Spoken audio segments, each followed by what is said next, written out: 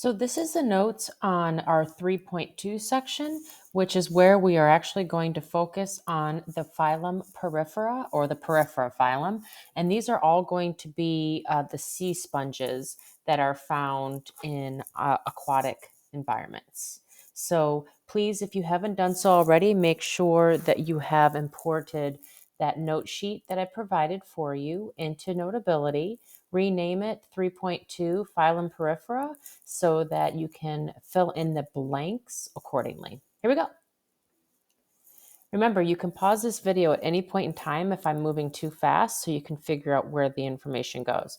But pretty much any place that there is a blank bubble or circle, or if I have words on my screen that you don't have filled out on yours, you need to make sure you have that information because that is what you'll be responsible for.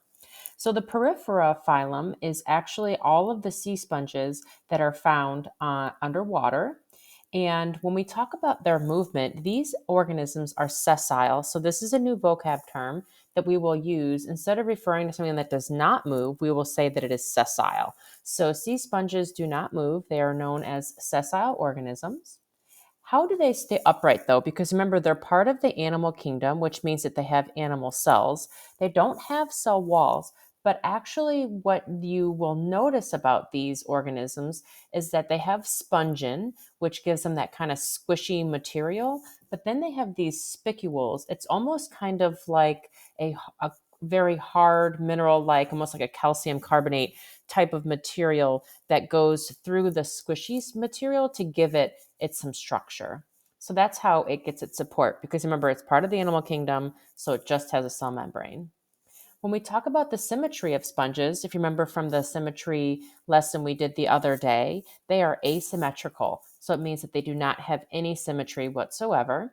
And because it doesn't have symmetry, remember, once again, this is going to make them a very simple, basic organism, an animal. Now, the interesting thing is that we talked about diffusion a couple months ago, and how does the sponge benefit from diffusion? Remember, diffusion is when material goes from areas of high concentration to areas of low concentration.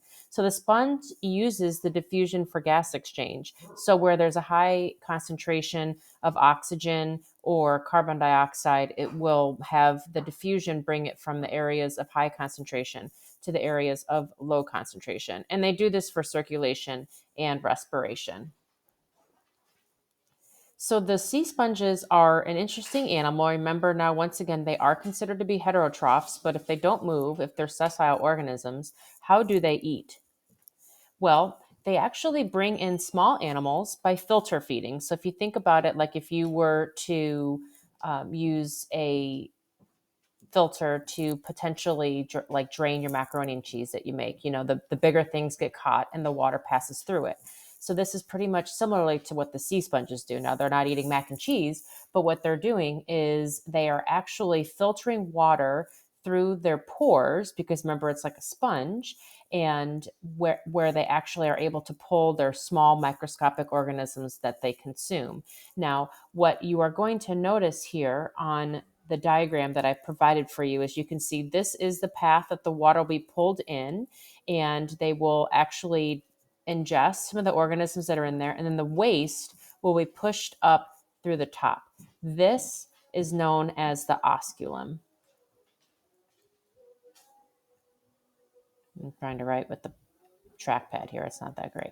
So this is the osculum, and that is the top part of the sea sponge. You'll notice that each sponge, there's a top part that has a hole. There's actually a hole that goes through the entirety of the sea sponge. So how do they actually get water to move through there? Because diffusion is where they're exchanging their gases in the actual oceanic surface. But when we're looking at this, we're talking about they actually have these specialized cells. And you can see this right here. These cells are called collar cells, and they are located all along the interior of the sea sponge.